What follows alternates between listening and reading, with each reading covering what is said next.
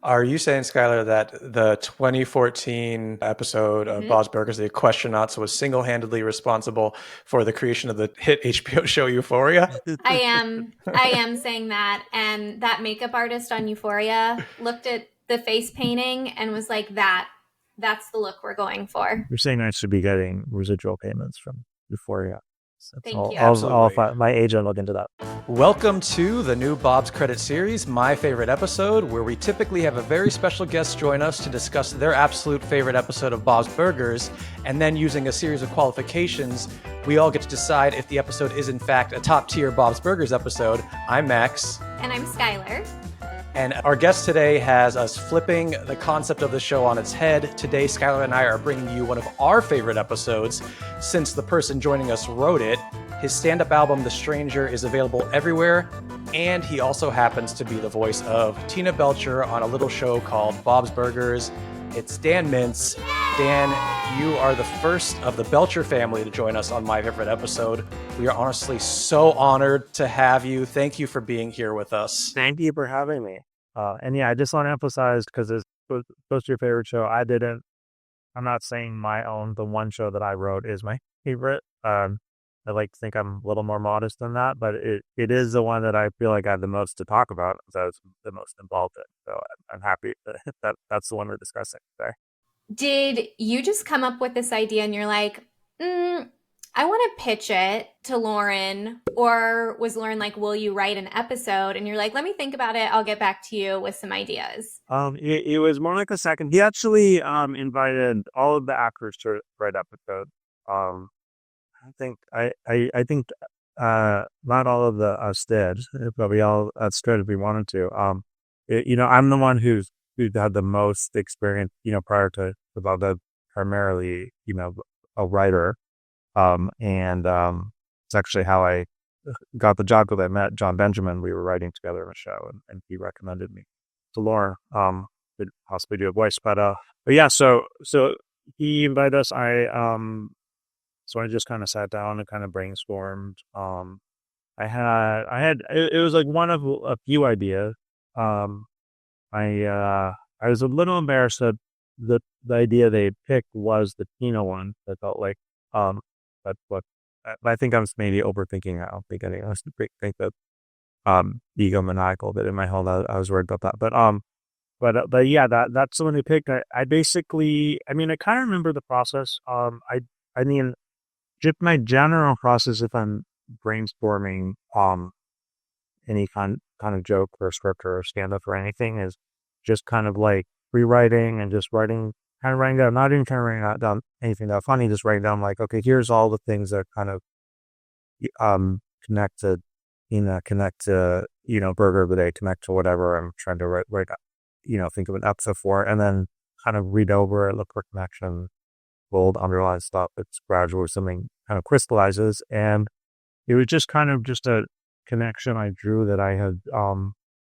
That they will, obviously liking horses would be one of the first things I'd write down on my brainstorming. Things about Tina, and then I just kind of thought of the whole Brony phenomenon, which at that point, I had heard a lot about it, but I feel like it was pretty new to the Bob's people at that point. And they kind of didn't even understand at first what it was, and I explained it, and then they go, it's like, oh wow, that's a real thing. And I'm doing this all out of order. I'm sorry, Max. Bronies are, because Max just told me this last night. But separately from this podcast, I just brought it up, Bronies, to her because it's like pillow talk for us. Yeah. So it's dudes that are very into what's it called? Not My Favorite Pony. My Little Pony. Yeah, and I haven't been really following. I don't know if it's still a thing. This was I don't even remember when I wrote stuff, but it was like 10 2014. years ago, okay, yeah, so 10 plus years ago. So I don't know. I don't know if it continues to be a phenomenon, but at the time it was a big thing, and it was really interesting because it's there's, if you didn't know about it and you just heard about it, there's like a few things that you think it was, and it's not any of those things. Really, it was like you think, oh, you might think, oh, it's like a sexual fetish thing. You might think it's like it's a very like effeminate.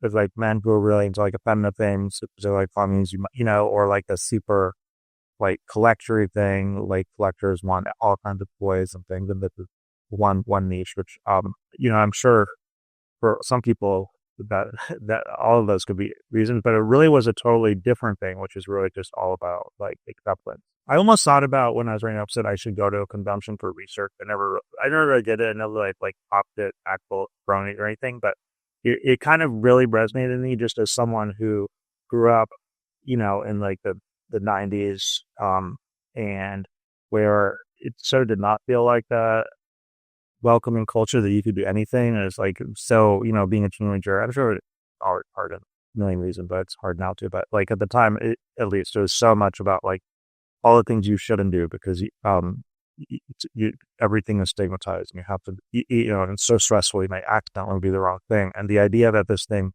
that, at the time would have been so stigmatized is now so welcoming, and that it's all about just not worrying about God at all, like really resonated with me. But it was like when I told the idea to the writers of the show and the creators, they instantly went to like it was a weird fetish thing. But then when like Loren, actually read about and learned more about it, like they were really into the idea of it being a super positive thing. And I don't, none of us did any research, so I don't know if an actual Brony would have been happy with it, but are not very accurate. But I do like to think we did kind of capture the true spirit, and like we're making fun of it, but making because of comedy that we're not going to like kind of, but not really making fun of the heart of what it is. Yeah, and the thing is, if you zoom outward on this episode and just listening to you talk about it, is actually that is Bob's Burgers. Bob's Burgers is a place where we all can feel accepted. Maybe if outside at school, or Max and I both grew up in the 90s too, and we talk about it on the podcast a lot, how hard it was, especially for boys. But Bob's Burgers is a place that you feel accepted. Okay, we're going to dive so deep into this episode, but Max, I know you wanted to ask some questions about Dan's stand-up. Yeah, it'll be a great segue between the two worlds, because my first question for you is super important and hard-hitting, but it's if Tina Belcher saw a Dan Mintz comedy set, what would her favorite joke be? Oh, wow. It's so funny because there's such a interesting overlap but also a very different, very big contrast between Tina and my voice and my stand-up voice. And it's interesting. My stand-up character is in some ways very similar to Tina, and this obviously we have the same voice, but I don't change my voice for Tina. But it's from like an adult male perspective, which is different, but 13-year-old girl perspective. But I think it would probably be like, I don't know. What do you think of your favorite show? Honestly, I think she would be interested in the more adult male male jokes, like the more, as she'll say later in this episode that we're talking about, the sexually charged jokes. Wait, hold on. Be into. I wrote this down. I like sexually charged awkward things too. Yeah. All right, there you go. So there's a lot to choose from, because I don't think I'm like, I don't think there's more to my stand-up than this, but part of it at least is that I'm a mild-mannered person, saying shocking things that you wouldn't expect, and those are the jokes I think you're referring to. Yeah, so that leads me to my next question, which is that your delivery as a stand-up is so perfectly deadpanned, and it gives me vibes of like Stephen Wright and Mitch Hedberg, and I'm just curious if they inspired you, and if not, what comedians did inspire you? I mean, they inspired me kind of after I started. I didn't really watch a lot of stand up growing up, so I don't think I'd seen either of them. I think what really inspired me was actually this really funny me and Mitch Batel, who talks in a weird slow way, that I saw at the Comedy Cellar when I was 18, and that's like when I was like, oh, I could actually do that. And then about a year later I did. I guess what I'd say my inspiration most of that I actually watched like as a kid would be like Deep Thoughts on SNL, which is not Standup, but it's kind of very similar energy. Just since we've been recording for like 10-ish minutes, I've heard you use phrases like overthinking, and I don't want to come across as egotistical. And I read on your Wikipedia, which I'm sure is, a great news source, that you have dealt with some stage fright. And Max and I have severe medicated anxiety issues. We're so curious, as a performer who has to get up on stage, stand up is like the most terrifying thought in the world to me. What is it like to maybe lean more anxious, if that's even correct? No, I mean, I do have stage fright. I still, to this day, have stage fright. I'll have just as much stage fright on a show at a random night with like kind of people in the audience as I would on a giant line, just as the very act of it is uncomfortable. But I think that's part of the appeal. I read somewhere that like, there's like, rock climbers that have like fear of height, and that's kind of like what excites them about it. And I think that's part of what makes it exciting. It feeds into my character. I do better, I think, when I'm nervous. I almost get into this kind of cycle where I'm like nervous and like, okay, it's good that I'm nervous because that means I'll do well. And then I calm down, like, oh no, now I calm down, so now I won't do well. I try to keep the anxiety, try to use it. The first time I did it was incredibly stressful. I think it is for anyone, the first one. And I remember feeling after, but then when I got on stage, it went really well. And I kind of just talked about how it was my first time and I was nervous, but I was very supportive. And I felt like, oh, this is actually like my standard first down isn't exactly the real me, but it is kind of the real me when I'm on the stage, and the way that it makes me shut down in certain ways and get nervous in ways. And it was really great to realize like, oh, this is like, it's actually working for me. And this is something where an asset, I did like debate in high school. And I would always get very stressed, and it would not an asset. It would make me like kind of pause and fumble and not, not do that well at it. And it was cool to be like, oh, now it's actually like working for me. It gets a lot less stressful once you get used to it, especially because I don't really do a lot of crowd work or improvising. So, I know in advance what I'm going to say. So it's like worst case scenario, if I just, completely bomb and no one's laughing at all, I just kind of go through the motions and then I'm done. But yeah, I still hope stage right to this day, and that you have never not really been nervous on stage. Well, to me, the most interesting comedy leans toward truth, and you're tapping in to the truth of who you are on that stage, which is cool. That's really interesting because the content of my stand-up is no truth, and it just is his jokes aren't like connected to my life at all.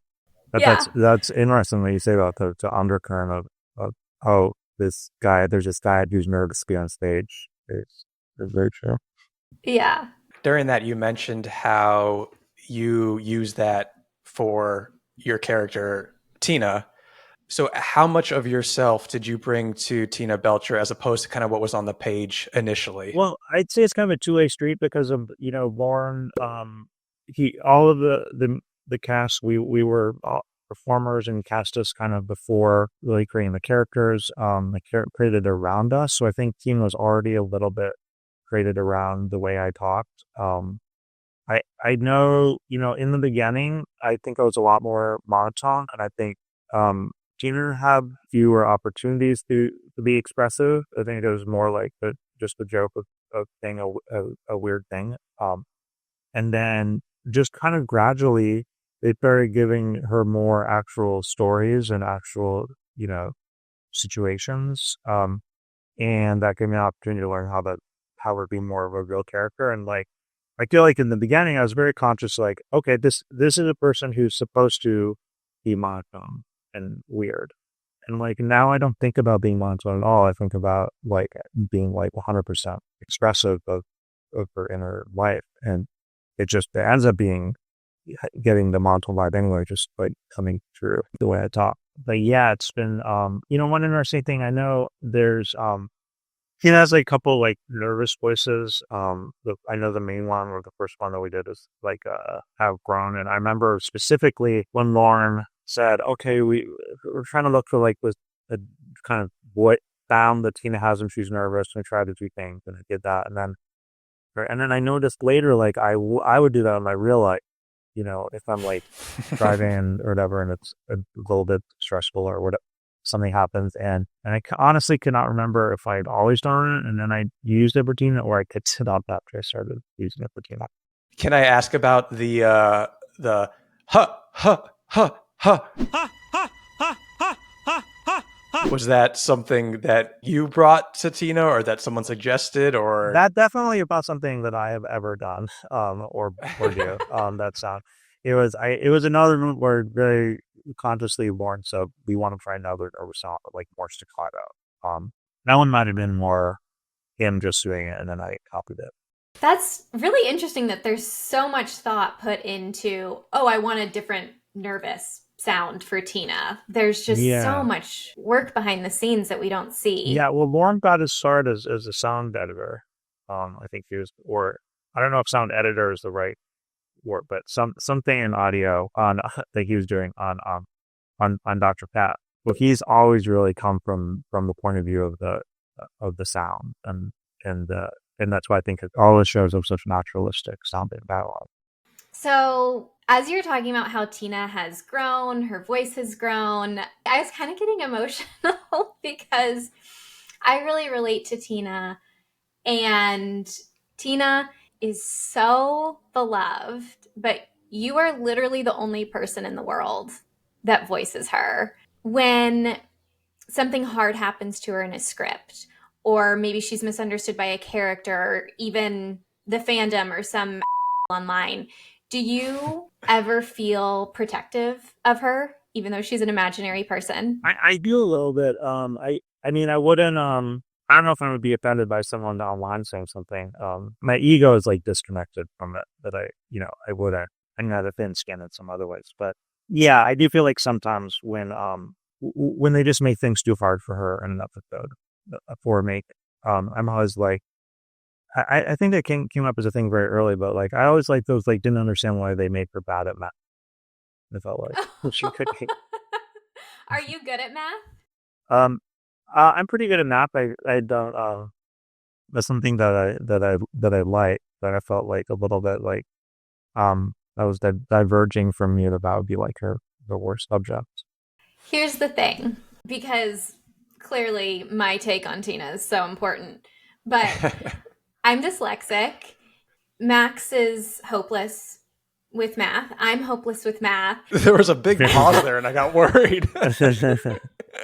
Yeah, so I'm dyslexic, so yeah, I struggle a lot with math. I struggled reading as a child, but I'm a very good storyteller. I'm very creative. So I see myself in Tina. So seeing this character who's horrible at math, I'm like, girl, yes, you're perfect just the way you are. So I appreciate it. Well, that makes me feel better. That makes me feel better. Plus, we know Linda's not great at math, so it's it runs in the family. Sense. Yeah, that makes sense. It's passed down. Yeah.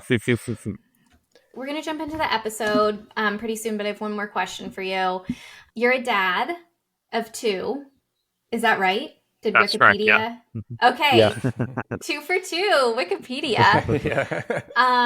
Has watching your kids come of age and like seeing it firsthand again inspired you in how you voice Tina at all? Or it's like, no, I just go in and I voice his character. It's not that deep. It can be deep, but maybe not in this case. Having kids makes me really connect a lot more to Bob. If I was playing a dad, then that probably would make would infuse my performance. But I mean, my son is 12, so getting closer to that would be pretty different person. And then my daughter's 10, and they're both pretty. My wife is a lot more extroverted than me, and they're in the middle, but they're definitely more on the extrovert side. I know that they're like Anna, my daughter, her favorite character is definitely the lead. No, not that much to draw into home. Go ahead, Do they think it's cool that dad is the voice of this iconic cartoon character, or is it like it's no big deal at this point? No, I think they think it's cool, definitely. I mean, the show has been on since before they were born. So it just is like part of, I mean, I think I feel like they had less distance from cartoons than I did growing up. Like they just thought like everyone did the voice of someone on TV. And it's not like, I don't like get recognized on the street. So it's not like you go down, I'm walking on the street with them and the people pop. So it doesn't seem like, that big of a deal, but I think they definitely think it's cooler than if I wasn't doing it. This is normally the part of the episode where we ask our guests what episode they picked, but as we mentioned earlier, we flipped things around, and Skylar and I have chosen one of our favorite episodes that happens to be written by you, Dan, the Equestranauts. If you had to describe the episode in one word, what would it be? One word is not enough to describe. That's so fair. I mean, I guess it would be Bronies, because that's Bronies. Yeah. See? I'm intrigued already. All right, before we dive in, I'm going to drop everyone right in the episode to give everyone a little refresher with a little synopsis. The Equestranauts. Tina is elated for EquestraCon, a convention dedicated to her favorite horse and pony show. Unfortunately, the gathering is run over with Equesticles, middle-aged men obsessed with the cartoon. When Tina is swindled out of her beloved chariot doll by Bronconius, a particularly repulsive Equestrical, the family decides on the only logical option. Bob will go undercover to break into the most elusive Equestriclick. Linda, of course, will make his costume. As someone who hosts a Bob's Burgers podcast, I'm a little offended about how you said middle-aged men being obsessed with a cartoon. Yeah, you wouldn't know anything about that. Well, Fox Sunday night cartoons are more. That's They're less kind of adults at young girls, yeah. Yeah. It's time for the top tier episode test. This is a series of questions. It's 12 questions. We're going to run this episode through them. If it passes 10 of them, it's a top tier episode. If it gets 9, we have to argue if it's top tier. If it gets less, Skylar and I will be devastated, as I said, because you wrote the episode. Yeah, it could be more awkward than other cons that you do this, but Yeah, we have faith in this one, though, knowing the questions in advance, but we're still a little nervous about it. And I also have to mention real quick that Brian Huskey said all of his answers were better than yours already up top. He wanted us to pass that along. I think he's right. So We'll pass it back on to him. Brian he's been like one of my favorite performers since like before Bob. Since I only knew him from like the random Comedy Central sketch shows that I'd seen him in little clips on. I was like, who is that guy? So he's amazing. And I'm so excited when they brought him on Bots and actually became like a pretty consistent character. Yeah, he's someone like you always, because he's been in so many things, which we mentioned with him, just about everything. And he's someone when you see him pop up on a show or a movie, you're just going to get pure comedy gold for whatever period he's on the screen for. Yeah. I've never seen him not hit it out of the park. How did y'all meet? Like, clearly you had seen him, but he was telling us that you guys were hanging out and you're like, hey, I gotta go because I have this audition. No, it wasn't. It wasn't exactly what it was. We met on, we were writers on Robert Smigel's like autism benefit, and I had too many stars. This was after the show got picked up, I think. But before it aired, and I just went to New York. This is the thing. I was just working for a couple of weeks. These things, I hate working on these short term jobs. I kind of just stopped doing it, where they just bring you in for a week because it takes me like it takes me like a week to like warm up to a writer's room just to be able to even like hit something. But I feel like I don't get a chance. Like I'm thrown in with a bunch of people that I don't know, and it's all and by the time I'm warmed up, like the job's over. But Brian was another guy that I think just started that I think was like, they had no idea what was going on. And, I was sitting next to him. And so he was kind of the guy that I talked to, and he was just so nice, and it felt, comfortable with him right away. And, what he's talking about is I had to do, it must have been like an ADR or something. And I said, I need to go do this for corporate Bob's Burgers. And the showrunner thought that I was leaving to do a commercial for a restaurant called Bob's Burgers.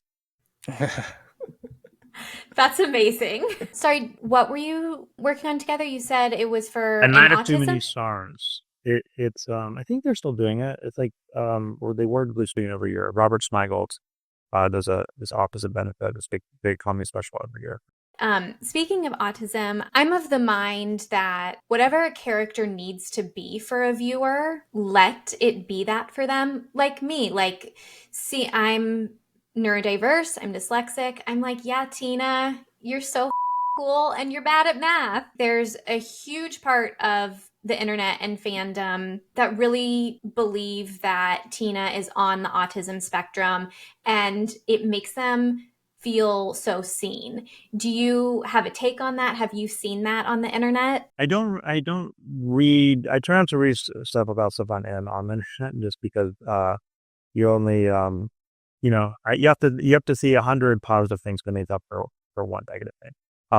And it's just easier to just never look. But yeah, I was curious about that because I remember, in the pilot, there's a whole thing about her being autistic that was totally improvised. But they left it in, and I didn't really, and it's never really been addressed then, as far as I know. So I don't know what the fair canon is. But I would tend to think that if people who with actual autism diagnoses thinks that she has, which she probably does, I feel like they know that's. I mean, I know there's a thing with people. You pay your OCD if you're not clinically OCD, but you have tendencies, and the same thing for autism. So I have no idea what an actual doctor who evaluated her would say. But in the absence of that, I would tend to go to people that have actually had that experience. Yeah, absolutely. Love that. Mm-hmm. I have totally taken us off track, Max. I'll let you That's get going okay. with the That's reason okay. we're here. Okay, the first question is, does this episode bypass rewatchability fatigue, meaning can you watch it over and over again? I'm going to say yes to that because obviously we picked this episode and we loved it. We watched it twice in the past 24 hours prepping to sit down with you. So I think that's an easy yes for me. Normally we let our guest answer first, but we don't want to put you in an awkward position. So we'll start the conversation rolling. It's 100% yes for me. Every rewatch, I find new jokes, new sweet moments. On the second watch this time, I did not realize Gene is just this like hidden gem in this episode. I didn't even catch what's the cyanide pill line next? Oh my God. He says, Abort! Take your cyanide capsule! Gene, get off the phone. It's so funny. It's such a good line. It's so funny because I remember when, obviously, or maybe it's not obvious, but to people, but like in TV shows, it's very collaborative. Like the person whose name is on it only contributed, part of it, and everyone else rewrite it together. But I remember very specifically in my first draft being very self-conscious that I did not have a lot of Gene. And I felt like I had to I reached out to Eugene, be like, hey, I'm very sorry I didn't have a lot of lines for you yet. I honestly just it's the hardest voice for me to capture in my head. There's so many, it's so many like funny references, which is like the furthest kind of thing from what my wheelhouse is. So yeah, but then they said, oh, that's fine. I'm like, our writer from oral at 100 book and they did a really good job. The line he said, I don't remember I wrote that or someone else. It sounds a little bit more like something that I could have written than like a weird, 70s reference. But yeah. But I also like that maybe a bit of someone else. I don't know.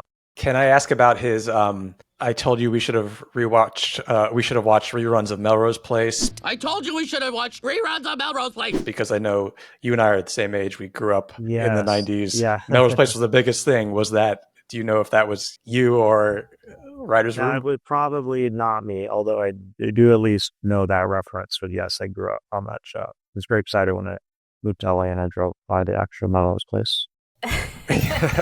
I did that too. It's just legendary apartment complex. All right. Can you, let's say you watched it for this podcast episode. If you put it on tonight, would you enjoy watching it, or is watching your own work something that you don't get pleasure from? It's not that you don't enjoy it. It's definitely a different experience. It used to bother me a lot to hear my own voice. I kind of got used to that enough that doesn't bother me, but it's also watching something that I already know what's going to happen is not the same. Like usually when I watch, I mean, I don't tend to rewatch stuff a lot because part of it is I like to be surprised by what happens. And obviously you're like, when it's your own work, you're always like, should I have done something good in there? But this, like I said, there's like so many other writers wrote it, but it's also very cool to see like how stuff gets elevated when in the actual animation. And there's like so many like it just can make so many additional visual jokes or just like non-visual jokes that are funnier because they're so well executed with the visuals and so it's very exciting to see something that was just words on a page like brought to life. I mean, by the time it aired, I'd seen a bunch of cuts of it, so I never got to just watch it fresh. But Right, exactly. And I think like your point about being surprised, the first time Bob steps into the kitchen in his Linda Maid purple pony costume, I mean, as the kid would say, like gagged. Like, Bob, he's so sweet. Oh my God. And and he's doing it for Tina. Like, it's just an iconic image. That is the perfect segue into the next question, which is, does this episode make you feel all warm and fuzzy inside? Poor Dan. I feel like he's like, how am I supposed to praise my own work, y'all? Like, what are you doing to me? I thought we said you guys were answering the questions this time. Yeah, we got this. It does make you feel all warm and fuzzy inside, though. It's interesting, like that. When you're thinking about your writing, you're not really thinking about this stuff. It just is like, how are we going to involve the rest of the family? Oh, it'd be funny if mom had to do this, and then in hindsight, like, oh well, now you're showing like a father sacrificing for his daughter, all the stuff that you weren't even trying to do. And that's another thing that like, taking my rough draft of something that I had never written for the show before, like putting it through the process of having all the writers and getting into the exact right tone, in seeing what that does to it and how obviously we talked a bunch about it on the part just the show this has as its essence. It was really amazing. Yeah, and I think what's so special about this episode is visually it's like wild and like you don't expect as a viewer that we're gonna get a Brony episode. And yet here we are, and it's so weird in like the best way possible. But then it's not just a shtick to do a shtick. You have this incredible father-daughter moment. Wait, I have to get my notes. One of my favorite lines is like, Bob is getting tattooed. And Bronconius is saying like, Bob, we could have had everything. We could have had the whole world to ourselves. And you threw it all away. And for what? Your daughter? Yes. You're crazy. It's so good. So not only you have this father-daughter storyline, you also have this acceptance. And you have Tina, who, in my opinion, a lot of times can be the moral conscience of the show. And she has set all these adults straight and regrounded the room. And so it's not just a funny, kitschy episode. I would argue it has kind of like the heart of season 13, 14, 15, all the way back in season 4, which makes it just a really special episode. So yes, makes me feel warm and fuzzy. It's so funny to hear you talk about like being different in different seasons, because it's all blurs together for me. It's just one monolith. I'm sure something special to me is happening right now in Bob's Burgers, and I obviously don't know what's going on behind the scenes, but it's been a very stressful time. Our friends who work in TV and film are having a really hard time. We have the writer strikes, COVID, and I don't know what's happening, but something beautiful is coming out on the screen, and Bob's Burgers really is a light spot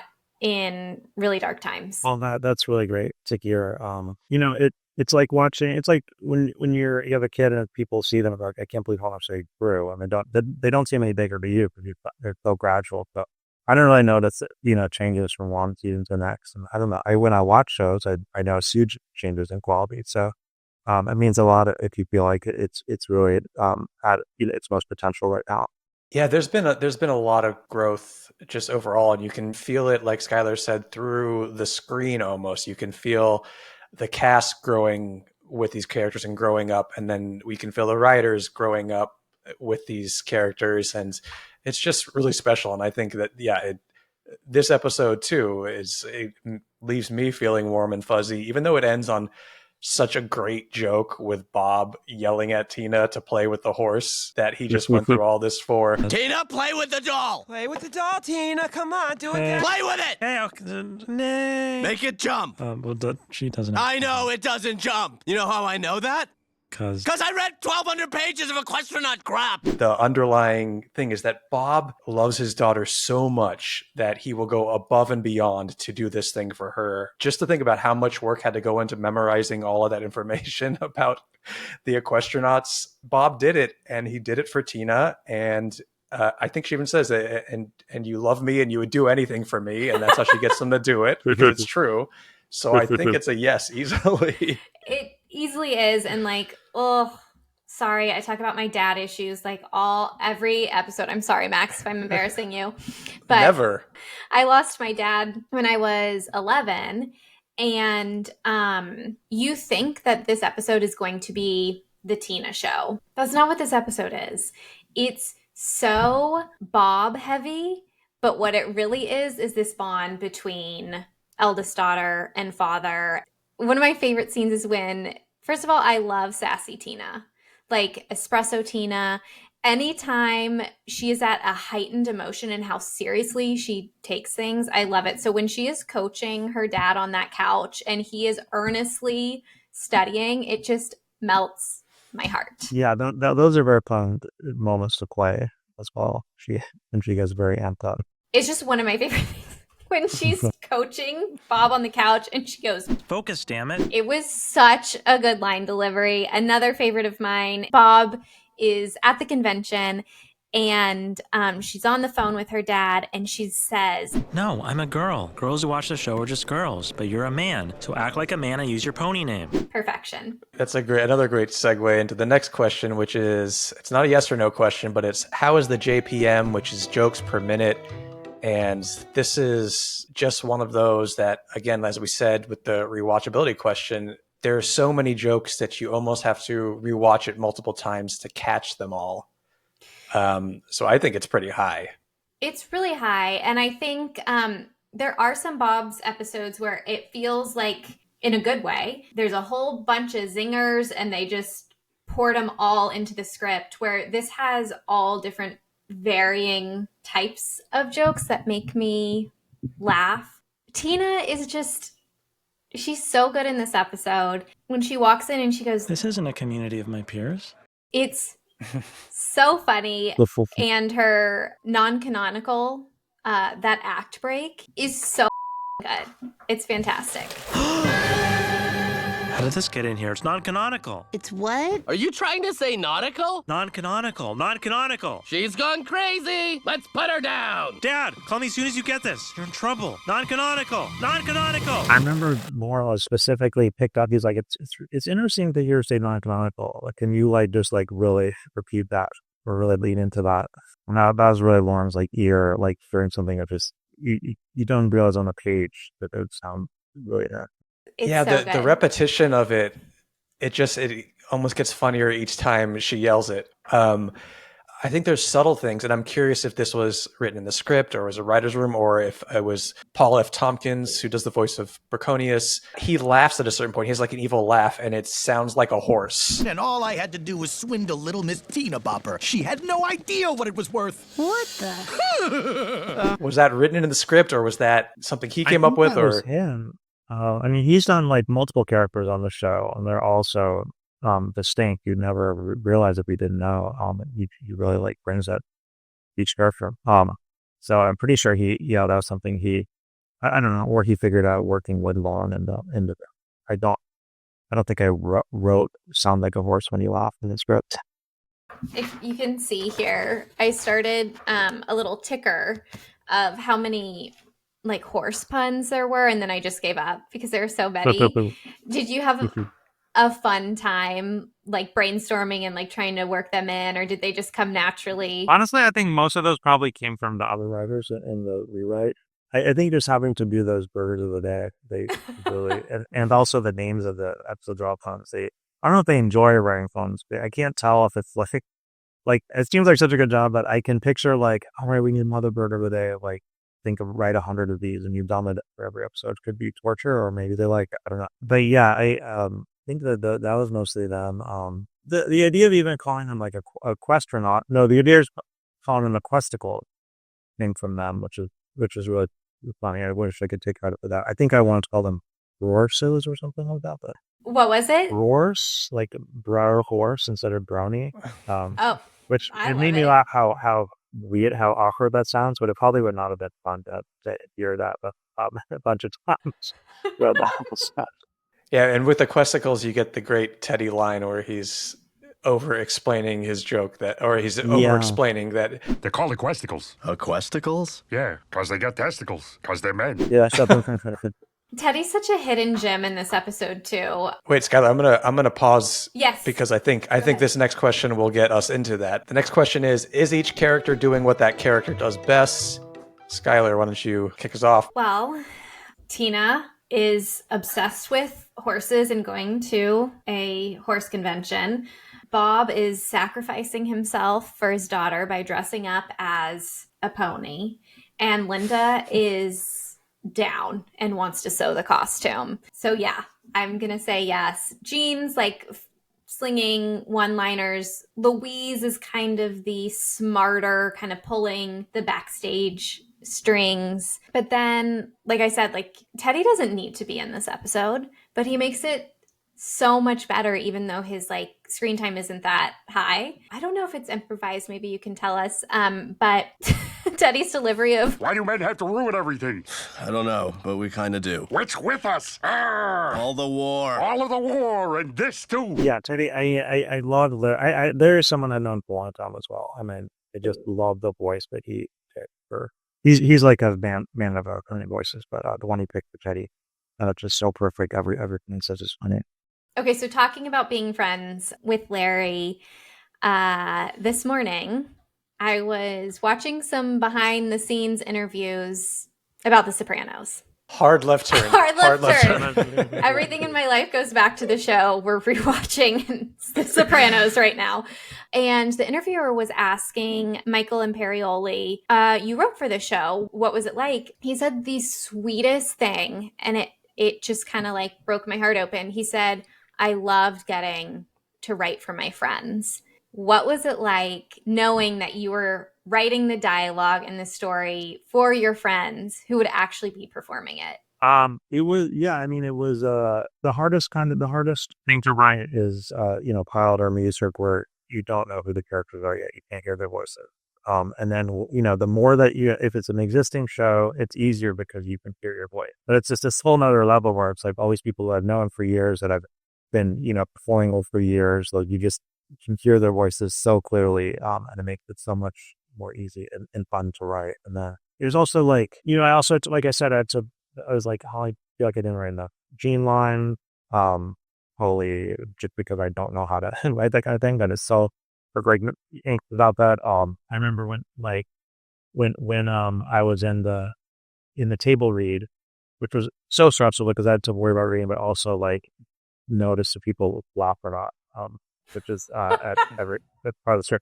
And like right out of the gate, like Kristen like misread a line. I just like corrected her in front of everyone that she usually don't get to do. So that it really added a lot to the experience.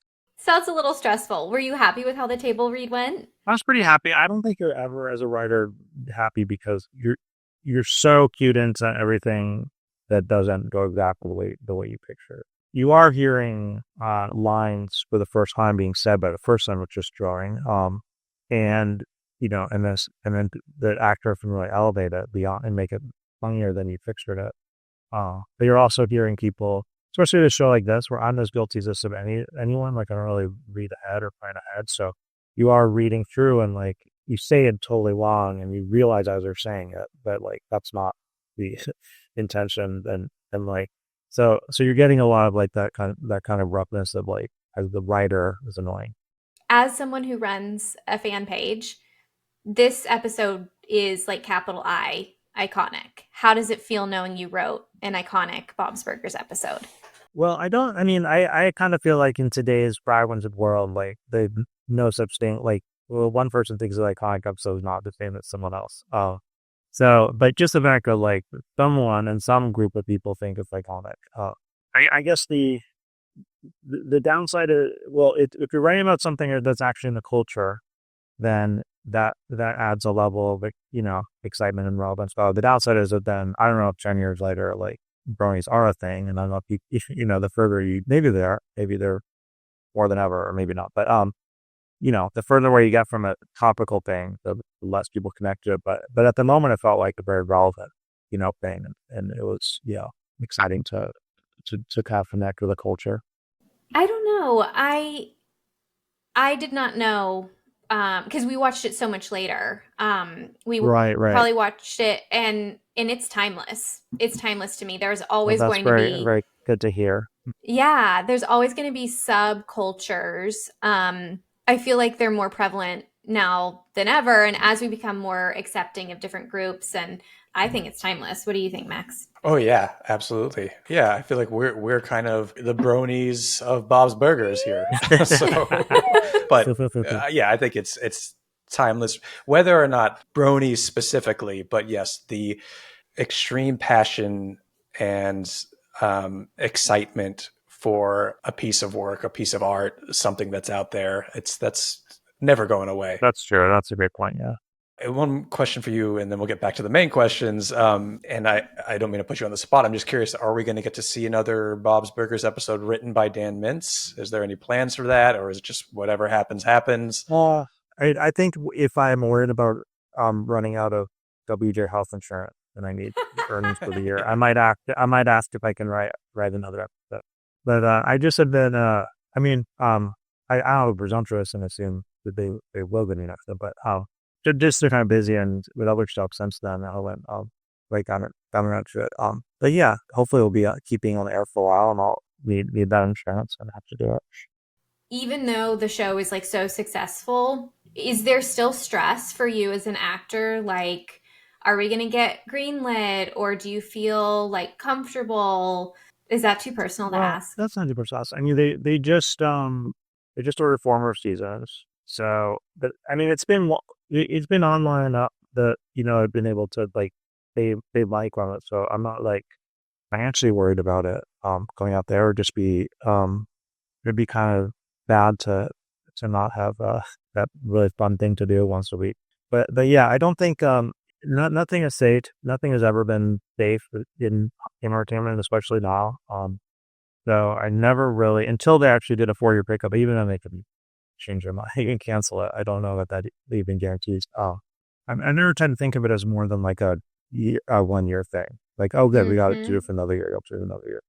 Yeah. So I wouldn't. I would be disappointed, but I'm not like terrified about it. I'm kind of like, you know, just hopefully it can stay on as long as it can. So the next question is, was the family together enough? 100%. It is a family episode, and that's what I love about it. Yeah, I think they're definitely together enough. Even when they have to like split off, they're in little groups together. I think it's a great Belcher family episode. That's great to hear, because I mean that was the first concern, having an episode about Tina going to a thing like how do you make it the whole family. So I'm glad that we passed that bar. It feels so effortless. Like, did it feel like a puzzle piece trying to put it together, or is like once you realized you could have Bob save the day? I think once you realize that, it was, yeah. And then you can always have, that there's siblings with Tina, which is there, and, you know, find something for everyone. But yeah, so I think we kind of figured out pretty quickly how to involve everyone. Bob gets a tattoo in this episode, and then Bob's, which is great with continuity. Anytime we see him with his shirt off, he now has that tattoo from your episode. When you're writing something like that, do you have any idea that that's going to be something that sticks and stays? I know it's animation, so it doesn't have to, but Yeah, I wasn't thinking about that at all. But yeah, you're right. It didn't have to, but I think it's really cool that they chose to to stick with that. Okay, the next question is, do the end credits give you that serotonin surge? You're asking me, I'm guessing. Yes. I'm always kicking it to you. Okay, here's the thing. I love the song, and then like the rainbow, it just like definitely the serotonin thing. But the thing that gets me so much is the performance of the voices. You hear Teddy, you hear Tina's kind of like not off key, but 13-year-old voice. A little off. I don't take pride in my ability to be on key all the time. A bond of friendship greater than any force in the universe. Okay, I feel like you're asked to sing a lot, and one of my favorite things is Tina singing in Bob's Burgers. Is this your singing voice? Is this you doing maybe not your best? Like how do you perform as Tina? I wish I could. No, it is me doing my best. It is. It's I think. I've never been this. I've never even done karaoke even once. It's very easy when you're doing voiceover, in a studio, and they can just basically you just try it over and over again, and then you can just have them say one line and repeat it. So they make it easy to get up to at least acceptable to be like, this is a regular character. This is a random character singing, not like a singer singing. But Yeah, that's what makes it so special. Did it give you the serotonin surge, Max? Oh yeah, and this one has the bouncing ball that you could sing the lyrics with. Not a bouncing ball, a bouncing unicorn. You're right. It's phenomenal. We our other podcast is about the end credits. And we go episode by episode and we talk about them. And I know we've rated them, so I'm going to insert that here. But yeah, I'm sure that we rated them high. We love them so much. So yeah, it's definitely a yes. I will give these a solid 9 H's. Wow. I'll match your 9. Okay, great. Do you remember being in the booth recording this end credit song? Because the layering of voices, you get this feeling like, it's just your favorite people hanging out singing this children's theme song. I don't remember that. And we probably will not. I think usually the music we do one by one. Okay. Oh, well then usually whoever when we mixes usually record it. the episode, they don't even have the song yet. Yeah. Right. It's so good. Okay, next question is the quintessential weird factor of Bob's Burgers present? I'm going to come right out and say yes, absolutely. This one covers it. It's so weird, but the theme of this is it's introducing to something we don't know, and maybe our first judgment is this is so weird, but you learn the moral by the end, which is maybe just because you don't understand something doesn't mean that it's weird. I'm not calling that specific, like the culture weird. Mm-hmm. I think it's stuff like, well, maybe I am in this scenario, like when there's like the montage and they are served food in a trough and they all eat from the trough. Or there's like when they're having the after party, it's very subtle in the background, but it's like a creepy lounge version of the Equestranauts song. This looks scary. I mean, fun. I like it. There's just like little things that are weird that pop out to me that I think make it special. When I told Loren about like that Barbie moment, and have you ever seen Boogie Night? Yeah. Like the scene where they're gonna rob that drug dealer, but then they're like throwing the firecrackers down, and there's just so much tension. Like I want it to feel like that. Like it does. It feels pretty different than that, but that's basically where it started from. And then I mean that's all of that was outside of the script in terms of the animation, music, and everything choices. But I really feel like they got the great energy for that.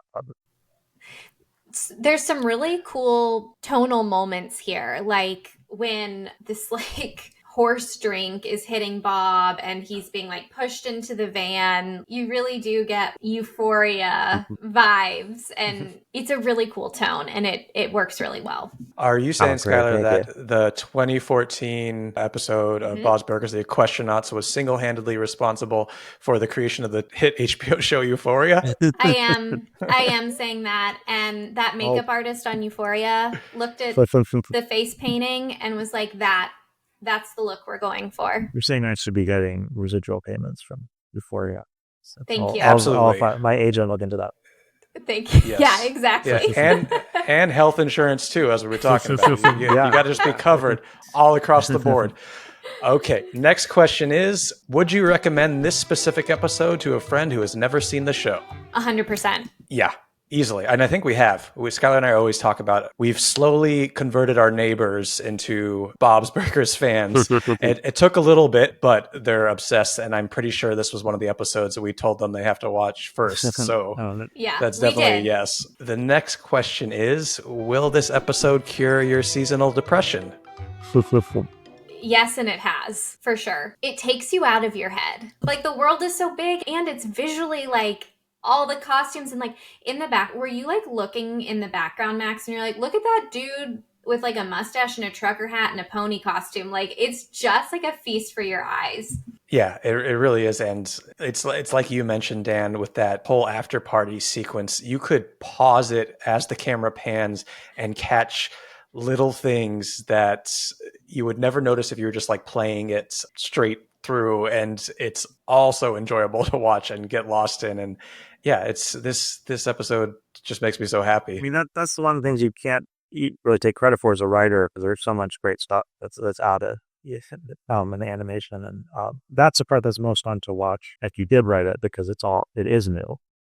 I feel like you're so humble. What is your favorite thing about this episode as a writer? Like, your chance to not be humble. I mean, I think it is like the story point of Bob going undercover, because what I first pitched and then got notes from, and then he's dropping notes from, like, and how my tone is a little different from the show's tone, and moving it towards the show. So, like, I always think in terms of, like, big ideas like that are maybe bigger than this scope that's right for the show.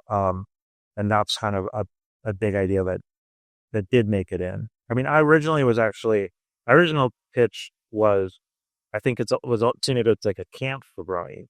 And it's like, this whole thing where she's stopped there, and then they kind of, this not a script, this was just like me going in with my pitching the idea. And it was like, in hindsight, obviously, but the scope was way too big for a grand show like this, and it would take her away from the pyramid, so it wouldn't be everyone together, and it'd be longer. But being on the show, you pick up some stuff through osmosis, but until you're actually writing it, you don't really realize like all the rules of the show. But I like that I was able to get that element in.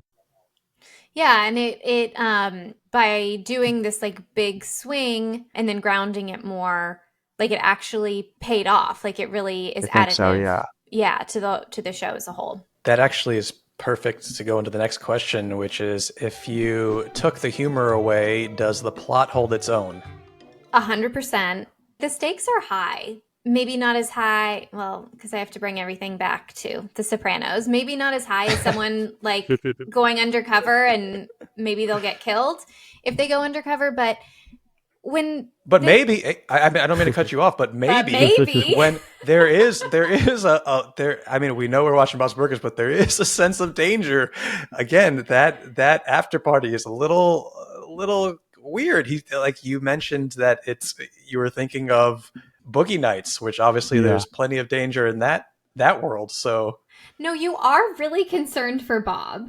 But for me, like, one of the biggest, like, emotional gut punches is watching a grown man take something away from that is so sentimental from a 13-year-old child. Like, actually, I felt very, very, very deeply for Tina in that moment. The stakes are high and they just keep escalating. It's 100%. He's being held down and they're holding a needle to his skin. It's intense. It's intense. Okay, Dan, we've got 2 more questions. The next question is, was a song from the episode stuck in your head afterwards? Yes, we watched this last night, and then I went to walk Biscuit this morning, and as I was crossing the street, I was like, so, yep. Mm-hmm. Yeah, you can't stop singing the theme song, and luckily it's not that creepy lounge version. It's the joyous version in the end credits. Yeah, great song as always in Bob's. And the final question is, it's a very important question, integral to Bob's Burgers, does at least part of the episode take place in the restaurant? And it does. It sure does. It's so arbitrary, but we love just all we need is like one scene in the restaurant, and it just kind of like grounds the episode, and then you go off and do anything, and it's great. And I love that they are never actually in the restaurant for very long. This business that they run, there's always something pulling them away from it. Yeah. They're doing Equestranauts research in the restaurant. How did I score? I'm looking through all the answers, and I've got yeses for every single one, which means the Equestranauts is a top-tier episode of Bob's Burgers. Thank God, because Skylar and I'm sure it had nothing to do with me being here, but I promise you, we're not yes men. These just so happen to hit every single one, and again, as we mentioned, happy to hear that. Yeah, in the community, it's iconic. People love this episode. I do have to touch on that just one more time, Max. Like, I cannot tell you how much the fandom loves this episode. It truly is that beloved. Well, that's really great to hear. Dan, thank you so much for sitting with us and doing this. Thank you. It's been really fun. Everyone at Bob's Burgers is supposed to be back in May, which is exciting. Go listen to Dan's stand-up album, The Stranger. I promise you will laugh. And if you want more of Skylar and I, and you don't know us, we have another podcast called Bob's Credits, where we're going episode by episode through Bob's Burgers with an emphasis on the amazing end credit sequences. You can also find us on Instagram, TikTok, Patreon. We're Bob's Credits everywhere. Skylar, anything else you want to say before we get out of here? Nope, just see you next time. And remember, you're never too hot to trot.